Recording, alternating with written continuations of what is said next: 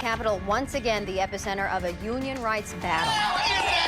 Passion around the issue still remains. This was shocking.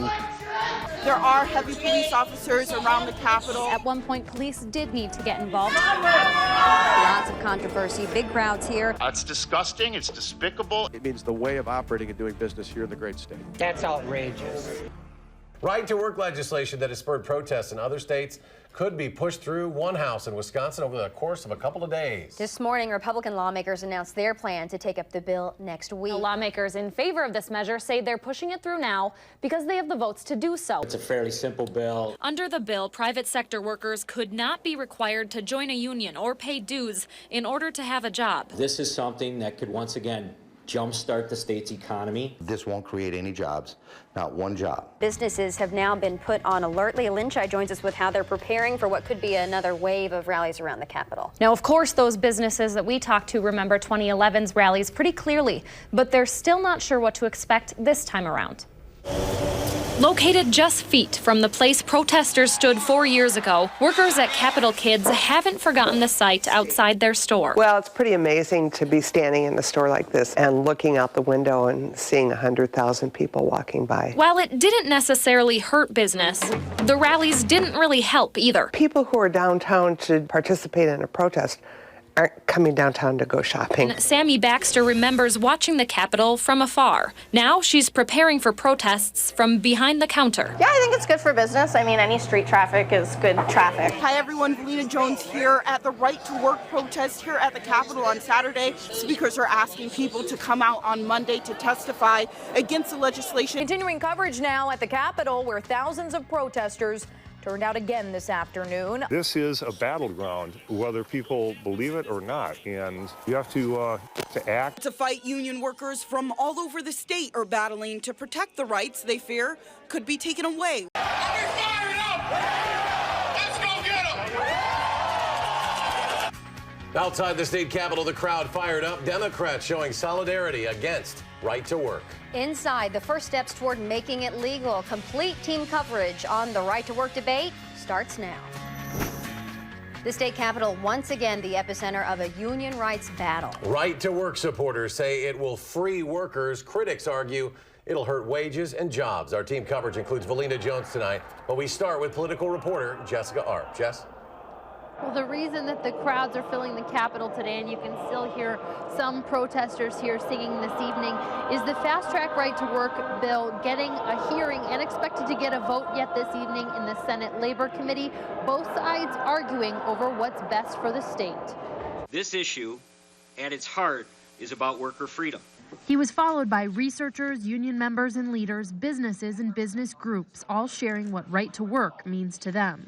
But what the most rigorous research shows is that all other things being equal, the impact of adopting a right to work law in 2015 is to lower wages by about 3%. Despite previously saying right to work was a distraction, the governor says now is a good time for the bill and for Wisconsin to join 24 other states. Well, I think the proof's in the pudding. If you look at our neighbors in Indiana and in Michigan.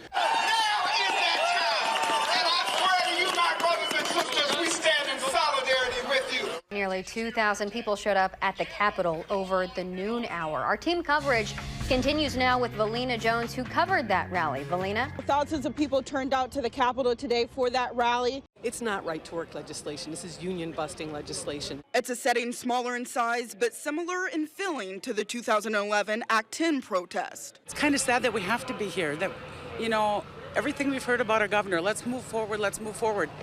This is not moving forward. Act 10 was like the first piece of the demise. There is another union rally scheduled here at the Capitol tomorrow.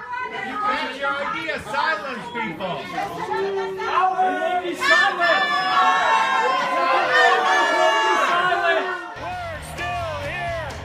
But first, an early and unexpected vote on right to work legislation in a state Senate committee, sparking outrage tonight. Republican senators saying a quick vote was necessary for safety. News 3 has team coverage tonight from inside the state capitol. Jessica Arp with what happened when a vote was unexpectedly called tonight. Matthew Simon with reaction, and Leah Linscheid with the early closure of the Capitol and the removal of protesters. But we start tonight with Jessica. All the protesters are gone. The building as it stands is closed to the public. But the vote on this right to work bill was what caused the ruckus earlier this evening. Came about a half hour before it was originally planned, with the committee chair saying he was concerned that a planned protest would become unsafe. The Senate Labor Committee took testimony from 10 a.m. until earlier this evening, when Committee Chair Steve Nass cited an article from the Milwaukee Journal-Sentinel saying union groups plan to peacefully protest the end of testimony at 7 p.m., calling that a credible threat to the safety of the people at the hearing. Nass quickly called an end to testimony and ultimately called for a vote over the objections of union members in the crowd and Democrats on the committee. Republicans then left the room with a police presence.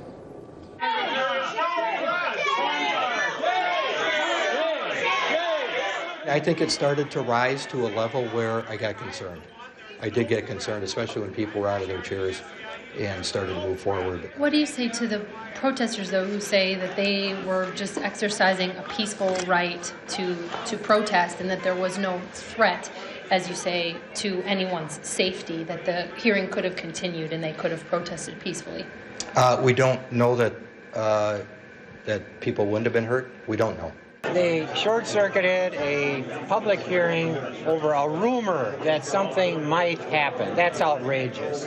People that drove 4 or 5 hours to get here, and they just ended the meeting. They didn't listen to them, and they ran for the doors.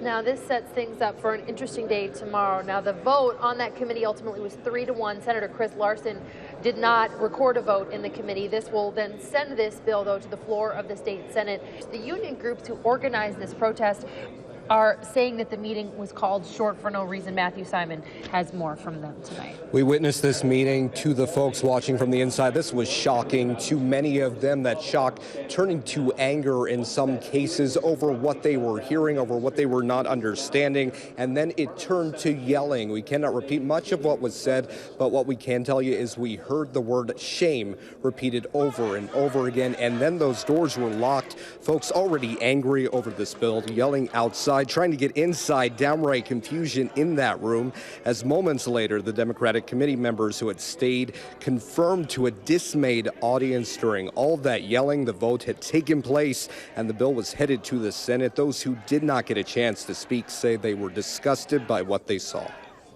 I would like to have had a chance to look them in the eye and say, I know what Diane Hendricks gets out of this. I know what the Alex cartel gets out of this.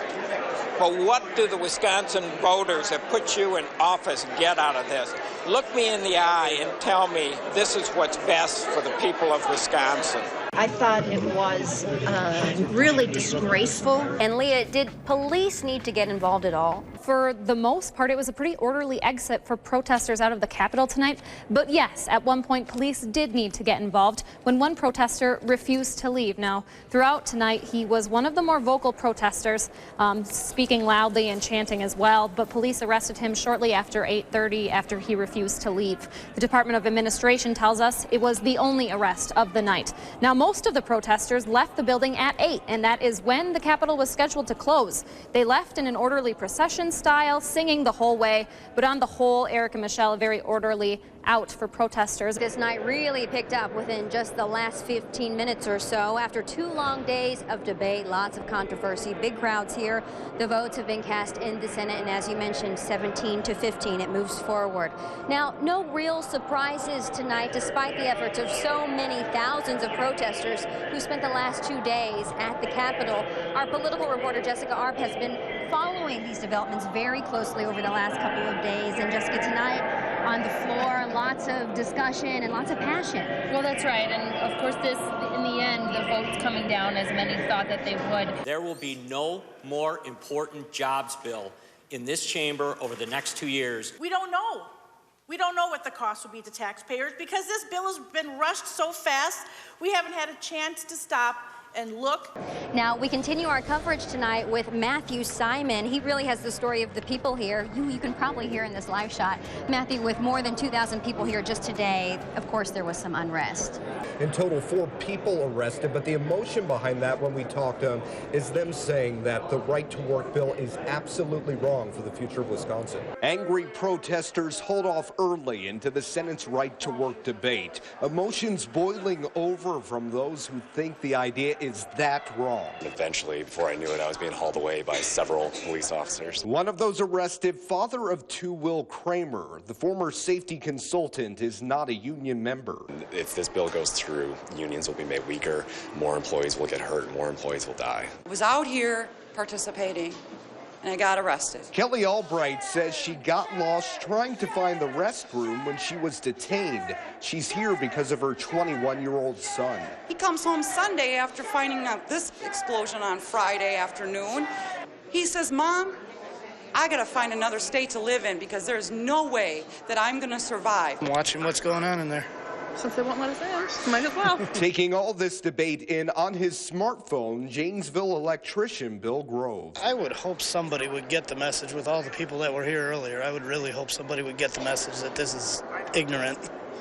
It makes no sense to do. Will Kramer still trying to make sense of why he was arrested. Until they dragged me into the elevator, I was trying to stay where I was, so because I felt like I had the right to be there. The Assembly is handling the bill after the Senate passed it last week. Passion around the issue still remains as the Assembly began round 2 of the right to work debate today. There were no large rallies at the Capitol Monday, those voicing their opposition outside the hearing numbering the dozens. Instead, voices inside the hearing left their message with lawmakers. 13 hours of debate on right to work at the state capitol and no end appearing in sight. The Assembly just over halfway through an expected 24-hour session. This has been a long day of protests and politics.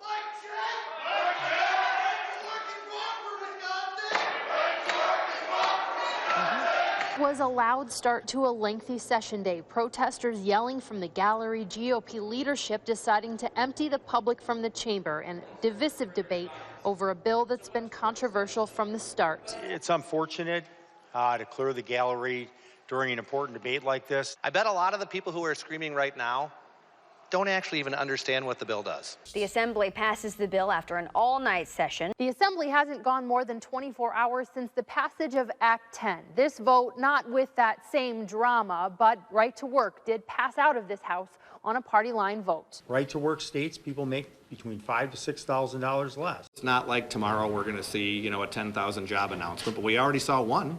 Wisconsin is now the 25th state in the nation to pass a right-to-work law, despite saying over the last several months that the issue was a distraction. Governor Walker signed the bill into law this morning. News 3 political reporter Jessica Arp has more from that event. Governor Walker signing the right-to-work bill at a business in Brown Deer that says it will bring 30 to 50 jobs because the bill is now law. Today represents a turning point for Badger Meter as we start adding jobs in a freedom-to-work state.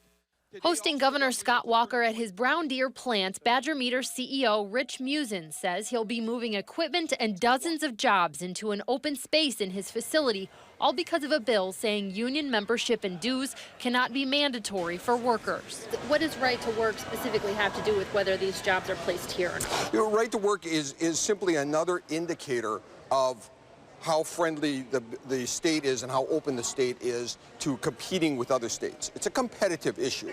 The governor put pen to paper on the measure amongst GOP leaders, giving them much of the credit for the bill's passage. This is an issue where, with Act 10, I led on this. In this case, our leaders here led, and we said, you got the votes, and then I said, yes, I will sign it. But it was the leadership you see here who drove the train on this. Those at the ceremony said the bill would attract business to the state and new talent to companies with unions. Wisconsin, yet again, is showing we are open for business means more than just a slogan. It means the way of operating and doing business here in the great state. Democrats in recent weeks have predicted dire consequences after right to work, saying that wages and benefits will decrease for all workers in the state and that union membership will drop off, which Republican leadership refutes. I think it'll increase. I think one of the big changes that this act will bring is it'll change the relationship between the union, head and the union membership. They will have to be much more responsive, sell the idea that the union is of value. The law will be known as Wisconsin Act 1, the first bill officially signed into law in the 2015 session. In Brown Deer, Jessica Arp, WISC News 3. And the bill is now in effect, but it will not apply to any current union contracts.